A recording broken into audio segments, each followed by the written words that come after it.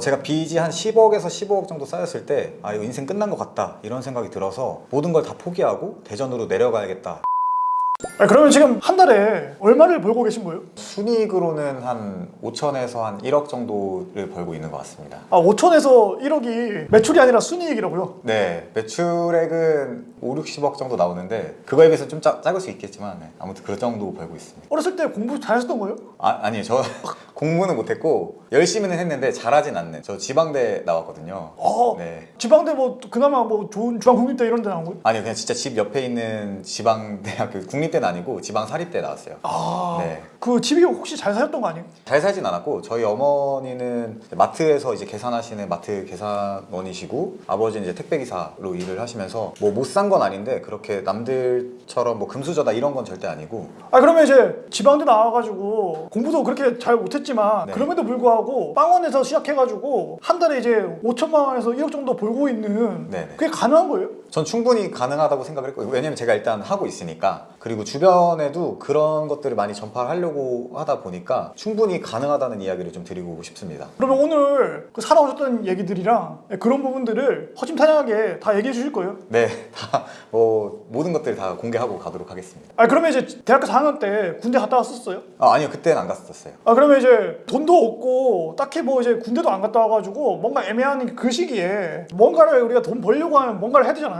네. 근데 뭘 하신 거예요? 저는 원래는 취업 준비하려고 하다가 그 중에 학벌을 안 보는 직업이 뭐가 있을까, 내 실력으로 뭔가 이제 승부를 볼 수 있는 게 뭐가 있을까 찾다가 페이스북 페이지를 만들면서 제가 사람들의 고민을 받겠다. 왜냐면 사람들의 마음속 깊숙한 곳에 들어가고 그걸 이제 알게 되면 이 사람들한테 내가 카피 한 줄을 썼을 때 마음을 울릴 수 있겠구나 하는 생각 때문에, 그래서 페이스북 페이지를 만들어서 사람들 고민을 좀 받기 시작했던 것 같아요. 그러면 당시에 페이스북 페이지는 돈을 벌 수 있었어요? 아니면 돈이 안 됐어요? 아예 안 됐어요. 그때는 뭐 수익 창출 이런 기능들도 없었고, 그리고 뭐 지금처럼 막 그런 SNS가 엄청 활발하게 돼가지고 뭐 광고라든지 이런 것들이 들어오는 게 없었고 그냥 돈 안 되는데 계속 했던 것 같아요. 제 걸 쌓으려고. 그러면 군대 가기 전까지 돈 안 되는데 페이스북 페이지 몇 개월 정도 운영하신 거예요? 운영한 거는 한 1년 정도 되는데 이제 사람들이 반응하기 시작하기까지는 한 6개월 정도 그냥 아무것도 없이 계속 운영을 했습니다. 그러면 이제 그 페이스북 페이지 이제 운영한 게 결국에는 카피라이터라는 직업을 얻기 위해서 내가 퍼플 형식으로 한번 해보자라고 해서 그냥 시작한 건데 거기서 고민 상담을 받았다 했잖아요. 네네네. 사람들이 고민 상담을 실제 보냈어요, 안 보냈어요? 아예 안 보냈어요. 왜냐면 이제 지금에서 생각하면은 당연한 거잖아요. 그러니까 진짜 친한 사람한테도 뭔가 고민을 말 못하는 게 사람 어떤 마음인데, 갑자기 이제 페이스북 페이지에서 당신의 고민을 들어줄게요, 뭐 다 답변해드리겠습니다라고 하니까 아예 안 와서 제가 이제 고민을 직접 만들기 시작했어요. 뭐 예를 들어서 40대 여자인데 아들이 말 안 들어요, 이거 어떻게 해야 될까요? 하면 제가 거기에 또 아들도 원래 그래요 하면서 답변 달고, 진짜 그런 과정들을 6개월 정도를 고민 만들고 답하고 이걸 계속 했었던 것 같아요. 그러니까 내 안에 다양한 자아를 만들어가지고 자아 A가 나한테 이제 고민 상담하면 내가 그냥 다시 답변해주고 네. 뭐 이런 식으로 갔다는 거잖아요. 네, 그냥 길거리 다니면서 저 사람 무슨 고민 있을까? 그럼 그거 이제 집에 와서 고민 쓰고 답변 그냥 혼자 하고, 그러면서 또 혼자 웃기도 하고, 그러면서 이제 6개월 보냈던 것 같아요. 그렇게 6개월 보내보니까 그 다음에는 답변이 왔어요? 상담해달라고? 네, 그 6개월 지나던 찰나에 그 여고생이거든요. 아직도 기억나는데 뭐 진로에 대한 고민이었어요. 그거 어떻게 이제 하면 되겠냐고 이제 고민이 처음 왔을 때 이제 너무 기뻤죠. 제가 이제 6개월 동안 해왔던 것들의 어떤 결실을 맺는 느낌들이 들어서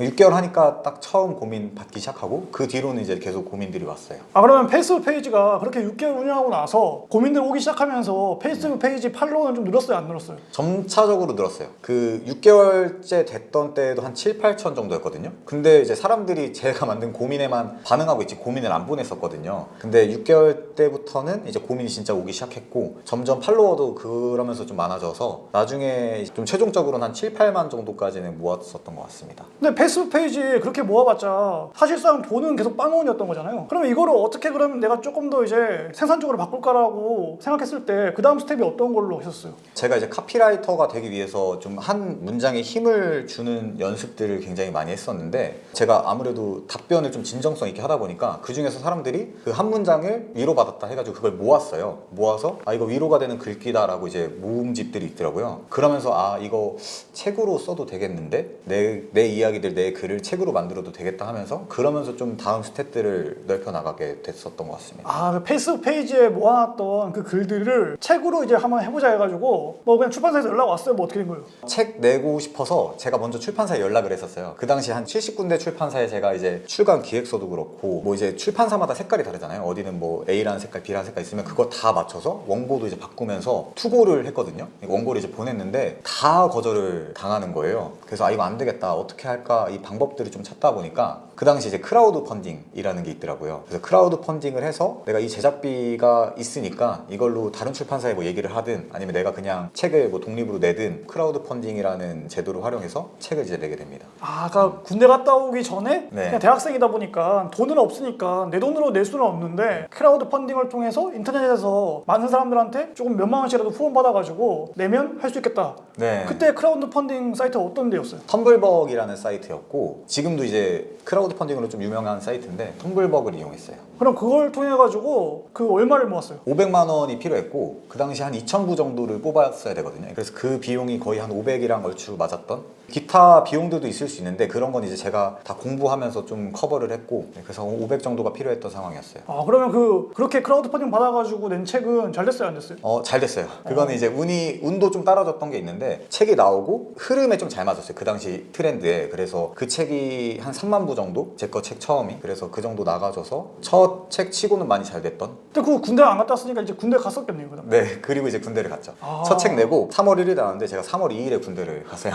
네. 그 군대 갔다 와가지고 어쨌든 뭐 군대에 있을 동안에는 어쨌든 국방의 업무에 충실한 거고 네. 군대 갔다 와가지고 그러면 사회 나왔는데 그 원하시던 대로 카피라이터 쪽으로 취업을 했어요, 아니면 어떻게 된 거예요? 제가 첫 책 냈을 때 좀 서운한 게 많았어요. 이게 출판사 관계자들을 한 번도 본 적이 없어요. 그냥 메일로 주고받고 책도 이제 택배로 띡 와버리니까 너무 서운한 거예요. 내 작가로서 그리고 내가 이제 진짜 몇 년간 몇 개월간 노력해서 쓴 글이 이런 식으로 대우받는 건데 이게 싫어서 취업 생각보다는 바로 이제 창업 출판사를 차리게 됐어요. 근데 그 하고 많은 것 중에서 출판사를 창업하게 된 계기는 뭐예요? 내가 걔네보다 잘하겠다라는 것도 있었고 출판 자체에 대해서 제가 이제 계속 글을 쓰면서 좀 많이 좋아하고 사랑하게 됐던 것들이 좀 크죠. 그러면 출판에 관련된 것도 그냥 배웠던 거예요? 네, 뭐 모르면은 그 카페 같은 게 요즘 너무 잘 돼 있으니까 카페 들어가서 뭐 인쇄 견적 같은 것부터 시작해서 뭐 편집 프로그램 어떻게 다루는지 그리고 작가 섭외 어떻게 하는지 다른 출판사들 노하우가 지금은 정보가 너무 많잖아요. 그래서 그런 거 보면서 학습을 많이 하고 저만의 방식들로 이제 점점 풀어나가기 시작했어요. 그럼 거의 무명의 출판사잖아요. 네. 그러면 무명의 출판사가 어떻게 네. 첫 책을 내기 위한 저자를 섭외를 어떻게 한 거예요? 저는 이제 무자본으로 창업을 했는데 그 첫 번째 책이랑 마찬가지로 크라우드 펀딩을 했어요. 근데 뭐 지금에서 생각해보면 약간 전략적인 거일 수도 있는데 크라우드 펀딩이 어쨌든 다른 사람, 모르는 사람들이 이제 후원을 해주는 거잖아요. 그래서 저자를 유명한 인지도가 있는 친구를 이제 섭외를 했었고 그 책도 500만 원이라는 크라우드 펀딩을 이제 달성해서 제작비를 아예 충당을 해버리겠다는 생각을 했어서 그 친구 그 당시 팔로워가 한 30만 명 정도 있었거든요. 바로 이제 500만 원 이상 한 1700 정도가 모였고 제작비 이상에 벌게 돼서 그 책도 또 그 팔로워가 있으니까 또 잘 나가게 되고. 네. 그러니까 보시는 분들은 그럴 수 있거든요. 그러니까 당시 어쨌든 출판사는 무명이잖아요. 근데 그렇게 이제 유명한 사람이 페이스북 팔로우 뭐 한 30만 넘는 사람이 왜 당신 거 했냐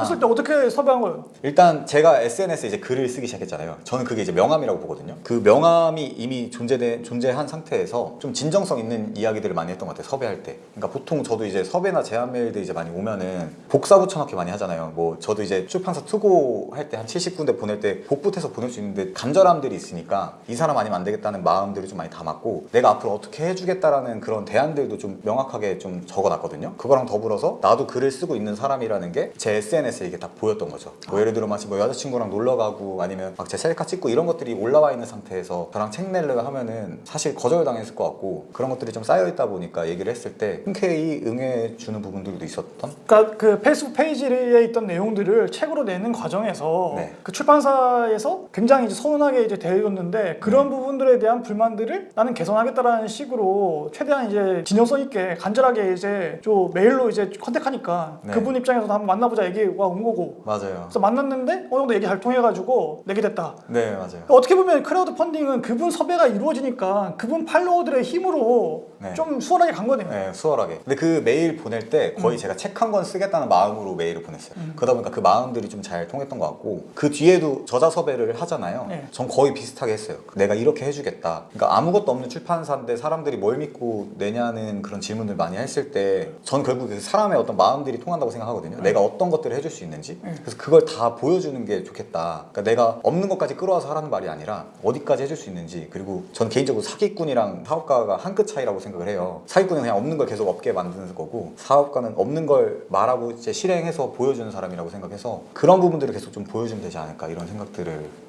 했습니다. 아 그러면 이제 궁금한 게, 어쨌든 이제 그냥 군대 다 전역해가지고 네. 그러니까 아무것도 없고 뭐 어쨌든 지방대 나와가지고 뭐 이런 상황에서 네. 그 출판사라는 걸 차린다고 했을 때 네. 어쨌든 크라우드 펀딩을 이용해서 차렸지만 네. 일개 개인이 출판사를 차리기 위한 노력이 어느 정도 수준으로 그냥 이제 뭐 공부해가지고 하면 된다라는 게 있을까요? 진짜 하나도 안 어려운 게, 일단 행정적으로 보면은 출판 사업자 등록하고 출판 등록을 하면 돼요. 그럼 일단 출판사가 한 개 만들어지는 거예요. 근데 여기서 이제 관건이 어떤 저자를 섭외할 것이냐, 그리고 내가 어떤 책을 낼 것이냐, 이런 것들이 좀 잡혀 있으면, 아까 말씀드렸던 방식들, 내가 그리고 뭔가 SNS라든지 보여줄 수 있는 게 있으면 충분히 모든 것들이 섭외되고, 그 나머지 이제 편집이라든지 디자인 이런 것들도 요즘에는 외주도 진짜 많으니까, 디자인 비용 같은 경우에는 외주로 주면 100만 원에서 한 200 정도면은 충분히 할 수 있고, 편집도 내가 배우면 충분히 할 수 있거든요. 근데 그것도 외주로 주면 한 100만 원, 200만 원 정도 되니까, 어느 정도 저자가 섭외가 되고 유명한 사람이라고 하면 제작비랑 다 포함해서 한 700 정도면 충분히 출판사의 첫 책들은 낼 수 있다. 그러니까 내가 저자가 될 수도 있잖아요. 그래서 그 정도면 충분히 할 수 있다는 생각이 좀 듭니다. 그러니까 어떻게 보면 진입장벽 자체는 이제 어렵지 않은데 네. 지금은 되게 이제 보편화됐지만 그 당시에는 이제 그 인플루언서들을 섭외해가지고 이렇게 했다는 거잖아요. 네네네. 그렇게 해가지고 책들은 계속 잘 나갔어요? 아니면 중간에 좀 어려움이 있었어요? 첫 번째, 두 번째 책까지는 잘 나갔고, 세 번째부터 한 10번째까지는 다 마이너스였어요. 네. 첫 번째, 두 번째 성공했다가 왜 7개는 망한 거예요? 약간 예술병에 좀 걸려 있었거든요. 그러니까 이게 책이 결국에 독자들한테 보여지는 거잖아요. 그리고 그 마음을 와닿게 만들어야 되는데, 저는 제 예술에 취해서 제가 담고 싶은 의미들만 담아냈던 거죠. 예를 들어 뭐 표지의 어떤 의미들, 그냥 숨겨진 의미들을 그냥 담아내고, 그리고 뭐 예를 들어 부드러운 문체를 쓰는 사람은 부드러운 종이 쓰고, 뭐 거친 문체 쓰면 거친 종이 쓰고, 이런 것들을 세세하게 다 담았는데 사실 독자들을 많이 모르거든요. 그리고 제작에 한 100%의 힘을 다 쏟다 보니까 이제 판매를 해야 되는 시점에 제 힘이 다 빠진 거예요.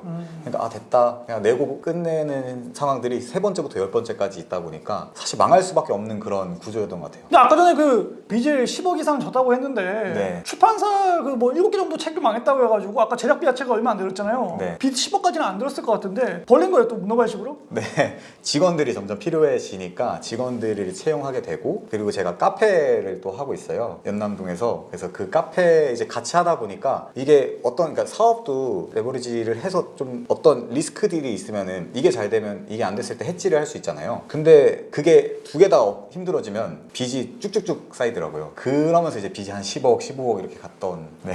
아이고 뭐 출판 그거 열심히 한 가지만 해도 그런데 갑자기 그 카페는 또 왜 하게 된 거예요? 카페는 아예 처음에는 로망 때문에 시작했어요. 제가 이제 알바를 했는데, 알바할 때 햇빛이 너무 이쁜 거예요. 그날따라 오픈을 하는데. 대학생 시절에? 네, 대학생 시절에 알바할 때. 근데 이제 커피를 한 잔 내려서 내가 좋아하는 음악 들으면서 먹는데, 아 이거 난 카페 해야 되겠다. 그 마음속에 누구나 품고 있잖아요, 그런 로망들. 그래서 그런 로망을 갖고 이제 카페를 처음에 했는데, 사장이 이러면 일단 망해요. 손님이 안 온다는 소리니까. 그럼 그 지금 연남동에 있는 거는 첫 번째 네. 카페예요, 두 번째 카페예요? 이거는 엄밀히 따지면 세 번째 카페인데, 네. 성수동 같은 자리에서 제가 2번을 말아 먹었고, 그다음에 이거는 세 번째. 그럼 성수동 두 개 말아먹을 때 햇살이 있는 곳이었어요? 아니 완전 지하. 그리고 어디 있는지도 모르는 그런 사거리에서 한 15분 이상 걸어가야 찾을 수 있는 그런 카페였고, 지금 연남동은 제가 이제 햇살에 대한 그런 게 너무 중요해지다 보니까 그때 당시 차렸던 거랑 완전 다 반대로 지하에서 1층으로 올라오는 대로변에 있고 이런 카페로 차렸습니다. 아 처음에 이제 할 때는 어떻게든 싸게 하려다 보니까 네. 반지하로 구하고 장비들도 다 중고 샀죠. 네 맞아요, 다 중고. 그래서 카페 세팅이, 카페 돈 많이 든다고 하는데 저는 1000만 원 언저리에서 다 맞췄거든요. 머신도 한 7, 8년 쓰던 거 한 300에 맞추고, 에어컨도 비싸잖아요. 근데 돈을 좀 싸게 하려다 보니까 에어컨이랑 실외기가 있잖아요. 근데 원래 보통 세트로 하는데 짝짝이었어요. 실외기는 한 7, 8년 된 거, 에어컨 한 3, 4년 된 거, 나중에 막 고장 나기도 하고, 그런 것들 위주로 맞추면서 좀 싸게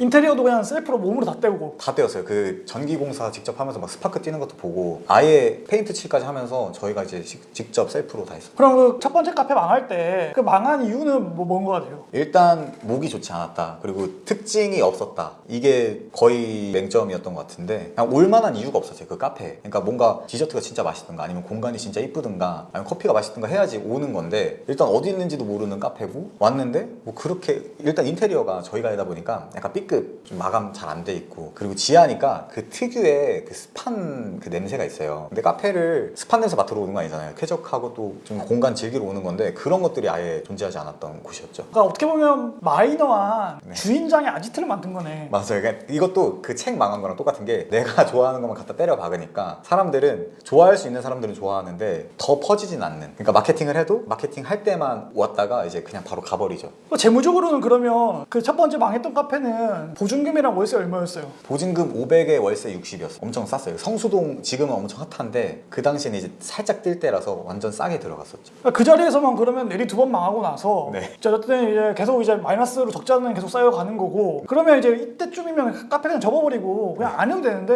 네. 그 카페 또 연남동에서 또 왜 한 거예요? 아직까지의 마음속에 로망이 좀 살아 있었던 거고 근데 이제 그 로망만으로는 안 되고 낭만만 있어서는 안 되니까 좀 더 사업적 그러니까 숫자를 바라보면서 가자라는 생각이 있었고 잘하겠다는 나름의 확신이 좀 있었어요. 제가 뭐 젊어서일 수도 있겠지만 이걸 좀 합치면 잘 되겠다라는 그런 어떤 생각들 그래서 연남동으로 이제 옮기게 됐었죠. 아 그러면 그렇게 해가지고 오픈하고 잘 됐어요 안 됐어요? 처음에는 잘 된다고 생각했어요. 그러니까 매출이 원래 하루에 한 3만 원 나오다가 이제 갑자기 한 4천만 원 정도 찍으니까 카페 잘 되네 하고 우리 승산 있겠다 하고서 이제 순이익을 까봤거든요. 근데 100평이 넘고 연남동 땅값도 비싸잖아요. 보니까 마이너스 뭐 300 이렇게 되는 거예요. 그러니까 잘 되는데 잘 된 게 아닌 거죠. 팔아서 남길 수가 없는 구조였었던 거. 임대료가 한 달에 얼마였어요? 1,500이에요. 아, 그리고 성수동에서 실패를 많이 하려고 인테리어도 막 돈 쓰고 막 이러고 맞아요. 가구 같은 것들도 중고로 샀던 그런 아픔들이 있으니까 야, 안 되겠다 돈 때려 박자 해서 원목 테이블 한 500만 원짜리 있는 거 그냥 갖다 놓고 막 대리석 깔고 막 이랬었거든요. 그러다 보니까 초기 비용도 많이 들었는데 회수도 안 되고 사업적인 감각이 그때는 많이 부족했었던. 그러니까 출판도 이제 안 돼가던 시기에 요 카페도 같이 안 되니까 그러니까 네. 빚이 아까 전에 말씀하신 것처럼 10억에서 15억 정도까지 쌓여있는 거네요. 이제 코로나라는 그런 엄청 큰 그러니까 내가 어쩔 수 없는 그런 팬데믹들이 오다 보니까 더 이제 훅 내려가게 됐죠. 어쨌든 이렇게 하다가 빚을 어쨌든 갚아야 되고 네. 다시 이제 플러스로 올라와야 되잖아요. 적자의 늪에서. 그때 어떻게 그러면 헤쳐나올 수 있었던 거예요? 일단 제가 왜 망했지에 대해서 좀 분석을 좀 많이 했는데 해보니까 지금 거의 공통적인 게 그냥 내가 좋아하는 거 했었구나라는 생각들을 했었고 사람들이 좋아하는 것과 지금 유행하는 것들이 뭔가를 많이 찾았었던 것 같아요. 그러면서 내가 할 수 있는 게 뭔가를 찾았던 그러면서 나왔던 게 지금의 어떤 베이커리 제품들이고 그리고 매장의 회전율이 좋지 않았어요. 그래서 그런 것들을 좀 회전율을 높일 수 있는 방법들을 찾았고 그러니까 예를 들어서 구체적으로 말씀하면 네. 베이커리는 어떤 베이커리를 했으며 네네. 회전율은 어떤 걸 말하는 거예요? 아 베이커리는 지금 저희가 크림 제품들이 들어가요. 근데 제가 그 당시에 공부도 좀 많이 하다 보니까 인스타그램업을 한이라는 단어에 좀 많이 꽂혔거든요. 이게 인스타그램에 올렸을 때 반응이 있을 법한 것들에 대한 단어인데 빵도 똑같다고 생각을 해서 인스타에 올리면 터질 만한 것들이 좀 필요하다라고 생각해서 크루아상이나 까눌레 이런 것들은 올리면 그냥 아 귀엽네 하고 끝날 건데 먹고 싶다라는 감정이 들려면 뭔가 크림같이 흘러내리고 뭔가 터지고 이런 것들이 좀 필요하다는 생각을 했어서 크림 스콘, 슈 이런 것들 위주로 제품 라인업을 구성을 했죠. 그리고 회전율 같은 경우에도 100평이 넘는 공간이다 보니까 카페를 좀 편하게 있었으면 좋겠다라는 생각 때문에 완전 다 편안한 좌석들만 놓으니까 사람들이 너무 편해서 매장 운영 시간이 한 12시간인데 6시간, 12시간 이렇게 앉아있는 사람들이 있다 보니까 안 나가시잖아요. 물론 좋죠. 편한 거라. 근데 저는 이제 회전율이 낮아서 돈을 못 버니까 편안함과 적당한 불편함을 좀 섞어서 의자가 높으면 책상을 낮춘다든지 아니면은 이제 아예 철제 의자들은 구석으로 배치한다든지 왜냐면 구석에 편한 의자면 계속 앉아있거든요. 네, 그런 식으로 조금씩 이제 조절 편안함과 불편함을 적당히 섞어가면서 배치를 하니까 회전율도 좀 빠르게 돌아가고 그 베이커리를 와서 이제 시키다 보니까 그냥 커피만 먹는 게 아니라 매장 객단가가 뭐 한 5, 6천 원이었으면 디저트가 한 개 시켰을 때 뭐 10,000원, 12,000원 돼버리니까 거기에 회전율까지 더해지면서 조금씩 올라갔죠. 아 그리고 이제 플러스로 코로나 시기를 타개하기 위해서 또 하나 또 하셨잖아요. 배달의 민족이랑 이제 쿠팡이츠 해가지고 했는데 제가 그때도 아직 그런 병을 약간 못 내려놨던 게 예술병. 예, 내가 만족스러워. 그러니까 아, 누가 카페에서 이런 곳에 배달을 하면 우리 약간 좀 속된 말로 깔 떨어지지 않니? 약간 이런 생각들을 했었어요. 근데 무조건 해야 된다. 다들 이렇게 얘기하니까 배달을 마지못해 하긴 했거든요. 근데 그게 약간 신의 한 수였죠. 타이밍에 들어가서 어느 정도 정도 쌓다 보니까 배달도 광고를 걸 수가 있어요. 그리고 이제 리뷰 이벤트들 많이 하다 보니까 초반에 자리를 좀 잡아놓고 그때 이제 코로나가 확 터졌어요. 그러니까 다른 카페들은 그 터지고 나서 들어오려고 하다 보니까 입점도 안 되고, 근데 저희는 그러면서 계속 쌓아가고, 그때 이제 그 배달 매출이 매장 한 개 연 것만큼 많이 나왔거든요. 그러니까 매장 2개로 돌아가는 느낌들처럼 매출이 나오다 보니까 거의 1억 이렇게 나오는, 그러면서 이제 그게 좀 많이 타개가 됐었던. 그러면서 이제 지금 어떻게 보면 마포구에서 네. 상위 1%의 네. 매출이 나는 이제 카페가 되는 거네요. 네, 맞습니다. 그러니까 어떻게 보면 그 실패의 아픔들을 통해서 왜 망했을까를 계속 분석하다 보니까 대인 방법들을 찾게 되고, 나의 예술병으로 벗어나서 정말 사람들이, 대중들이 좋아하는 게 무엇인지를 굉장히 열심히 네네. 찾고 노력한 결과인 거네요. 그럼 카페는 그렇게 해가지고 어쨌든 적자의 늪에서 벗어나서 흥행으로 간 거고, 출판사는 어쨌든 내리 7개의 책이 망했단 말이에요. 네네네. 네, 그리고 점점 직원들도 뽑았을 거 아니에요. 네. 네, 그리고 적자가 계속 되는데 얘는 또 어떻게 살린 거예요? 이제 우리가 할 수 있는 게 뭔가를 좀 많이 생각을 하다가, 저희 책 중에 제일 잘 된 게 뭐 제 책이긴 하거든요. 근데 그것도 똑같은 방식으로 했어요. 기획부터 마케팅이라고 생각하는데 전 그냥 역순으로 들어가서 사람들이 좋아할 게 뭔지를 생각을 하면서 끌어와서 기획을 했거든요. 어떤 식으로 했냐면, 제가 이제 SNS 페이스북으로도 팔로워를 모았으니까, 그리고 이런 류의 책을 좋아하는 사람들의 SNS는 어떤지 좀 염탐을 많이 했어요. 들어가서 피드를 이제 분석하는 거죠. 예를 들어 뭐 강아지 키운다면 강아지 키움, 뭐 샴푸 좋아함, 아니면 뭐 네일 아트 좋아함, 그런 것들을 그냥 쭉 써내려가요. 그리고 뭐 분위기가 뭐 밝음, 아니면 우울함, 이런 쭉 그 키워드들을 다 써요. 한 1000몇 개 정도 썼거든요. 그래서 거기에 이제 공통점들인 것들을 한번 또 추려내고, 거기서 그 공통점인 것들로 글을 썼어요. 아, 이런 사람들은 이런 글을 좋아하겠지. 그리고 이제 내가 좋아하는 것들을 그 사이에 조금씩 끼어드니까 이게 역순으로 가다 보니까 그런 기획에서 나왔던 게 어떻게 보면 잘 될 수 있는 요인이지 않았을까 하는 생각들을 좀 하게 됩니다. 네. 그러니까 SNS를 하시는 분들의 인스타든 이제 페북이든 들어가가지고 다 피드를 염탐한 다음에 그들의 이제 교집합을 찾은 다음에 정말 그들이 필요로 하는 게 무엇인지를 찾고, 내가 그거를 오히려 역으로 들어가서 하니까 그분들이 봤을 때도 나한테 정말 와닿는 글, 나한테 정말 이제 필요했던 글, 네. 이렇게 돼버린 거네요. 그렇다고 지금은 생각을 해요. 그 카페도 비슷했던 게 역으로 가다 보니까, 그러니까 이 사람들이 뭘 좋아하는지를 먼저 파악을 하고 들어가니까 좀 잘 됐지 않았나 싶었던 거고, 책도 비슷하게. 네. 그 현실적으로 어떻게 보면 이제 지방 사립대 나와가지고 정말 월급 잘 주고 뭐 이런데 사실은 가기가 현실적으로 어려운 게 사실이잖아요. 네. 그래서 애초에 그냥 이제 군대 갔다 와가지고 나는 이제 내가 다르게 가야 된다라고 이제 결심을 한 다음에 네. 크라우드 펀딩을 통해 가지고 작게 시작했던 거고, 그러면서 실패도 겪고 망하기도 했는데 그 안에서 내가 포기하지 않고, 그러니까 포기도 사실 하려고 했잖아요. 네, 맞아요. 그래서 빚 진짜 한 10억쯤 됐을 때는 이제 직원들 월급을 빌려서 줘야 되니까 쉽지 않아서 이제 대전 내려가야겠다, 이 생각까지 했었죠. 어쨌든 세상에는 초일류 명문대를 간 사람보다 그렇지 않은 사람들이 훨씬 많고, 그다음에 집이 엄청 잘 사는 사람보다 고만고만하게 살거나 못 사는 분들이 훨씬 많잖아요. 네네네. 그래서 그 정규적인 코스가 아니고 네. 다른 코스로 가더라도 어쨌든 인생을 개척할 수 있고 좀 경제적으로도 좀 이제 어느 정도 괜찮을 수 있다라는 것들을 사람들한테 좀 이제 줄 수 있는 마지막 조언이 있다면 어떤 게 있을까요? 전 모든 게 그냥 한 끗 차이라고 생각을 해요. 그러니까 관점을 조금만 다르게 생각하면 모든 것들이 다 가능성이 열리거든요. 그러니까 지방대를 나와서 학벌이 안 좋으니까 난 여기까지야 라고 하면 그냥 그렇게 그어버리는 건데, 제가 학벌이 안 좋으니까 실력으로 승부를 봐야지도 어떻게 보면 관점의 차이였던 거고, 그런 것들이 한 걸음 한 걸음 내딛어 가면서 좀 새로운 세계들이 열렸다고 생각을 했었고, 그러면서 보니까 다른 사람들이 볼 때 그래도 행복한 삶을 살고 있구나라는 얘기들이 좀 많이 들었거든요. 근데 그게 별거 아니겠구나, 그냥 조금만 다르게 생각하고 한번 해보는 것들이 시작이 되겠구나, 이런 생각들을 하면서 그냥 다 도전해보고 조금 다른 관점에서 좀 긍정적으로 계속 뭔가를 찾다 보면, 실패를 통해서 느꼈던 걸 계속 이제 바꾸다 보면 성공하는 과정들로 가고 있는 거지 않을까, 이런 생각을 합니다. 네. 오늘 또 이렇게 귀하고 좋은 얘기 들려주셔가지고 네. 진심으로 감사드리고요. 감사합니다. 나중에 뭐 시간 되면 이제 커피랑 빵 먹으러 한번 가보겠습니다. 네, 진짜 맛있어요. 네. 예. 그리고 이제 또 이렇게 긴 영상 봐주신 시청자님들께도 진심으로 감사드리고요. 저희는 앞으로 더 유익한 내용과 세상에 좋은 얘기들을 전하기 위해서 노력하겠습니다. 오늘 고맙습니다.